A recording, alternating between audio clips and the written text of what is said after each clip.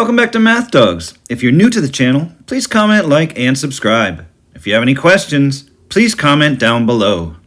Problem number 3 says find the slope of the line passing through the points 4, -9 and 4, -1. So again, I'm going to use my formula. Slope is equal to the second y, or y sub 2, minus the first y, or y sub 1, over the second x, x sub 2, minus the first x, x sub 1. And now I'm going to substitute. Slope would be equal to, my second y is -1. Then I have the subtraction from the formula itself. My first y is -9, and the opposite of a negative, or dash dash, means plus. Over the second x is 4, minus from the formula, the first x is also 4. Slope will be equal to -1 plus 9 is 8, and 4 minus 4 is 0. Since I can't divide by 0, 8 divided by 0 is not a defined quantity.